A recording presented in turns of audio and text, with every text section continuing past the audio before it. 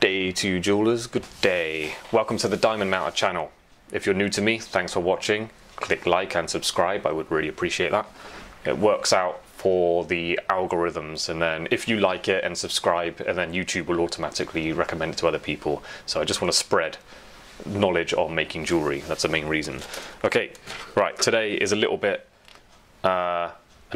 stupid because I'm going to recommend you do something which isn't really recommendable, because it's a finishing technique that will enable you to get a perfect machined finish on the outside of a ring. So it only works when you're trying to get something really perfectly circular, and it's a finishing technique. When I say that, I mean file it up as best you possibly can, as accurately as you can, and then we'll go on to this technique, which I don't recommend, but I'm going to show you because it's good to know. It might be useful, and at least try it on something cheap that's not special. So I'm going to be showing you with this ring. These are silver channel setting rings I use for practicing channel setting. It's something I'm new to doing. This is literally the fourth one I've ever tried. I did the last one with baguettes, which is just here. If you look closely, they're a bit wonky. I need practice on that. This one worked out okay, but some of the stones were touching, slightly overlapping, because I've got no control where they land.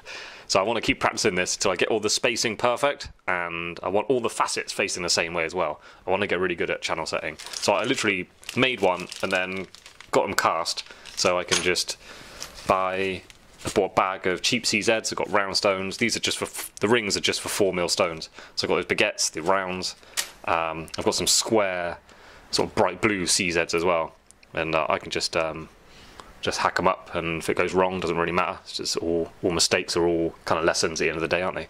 So anyway, with this ring, what I'm on about when I'm talking about finishing technique to get it really perfect, I go around the edge. This has just been set, so it's really blocky and horrible. So I'm filing it down to the height I want over the stones.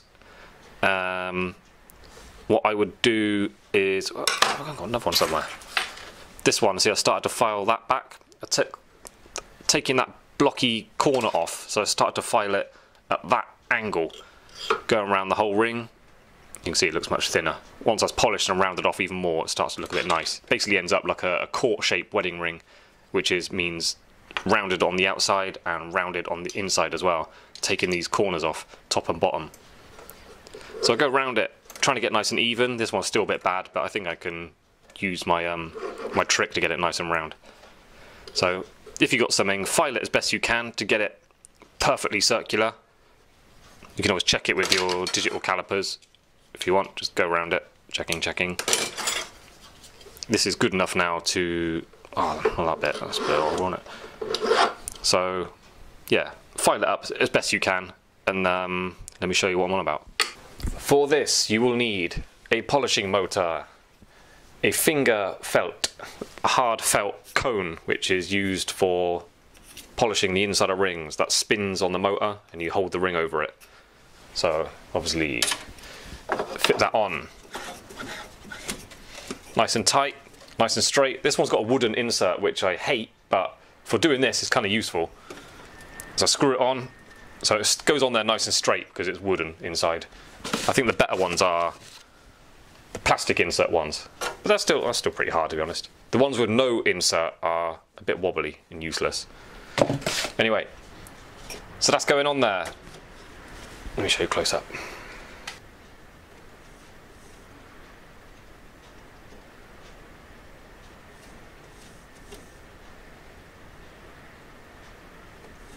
I think that's about as good as I'm going to get it.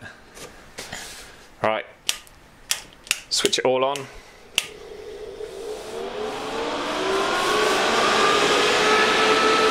Where's my file?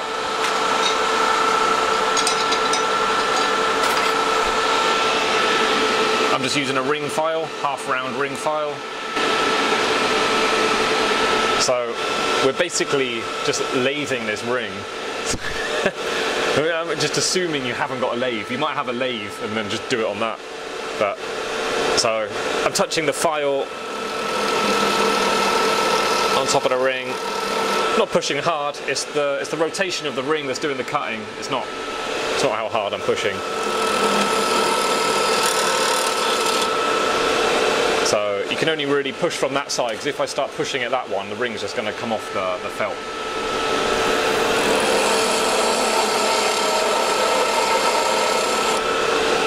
So let me see what that did. Oops, let's get it sharp. Can you see the perfection? Let's have a closer look. Can you see that? I want that like machined perfect edge. So it's not a good technique for actually lowering, adjusting the distance of anything, of like, you know, your measurements. You actually do that by hand. You're just rounding it off slightly. So let me check it out.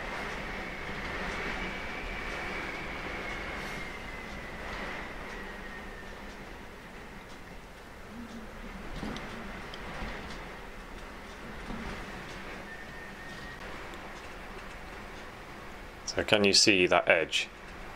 It's a nice circular, I mean, look at that reflection, you can really tell it's a proper machined circular edge.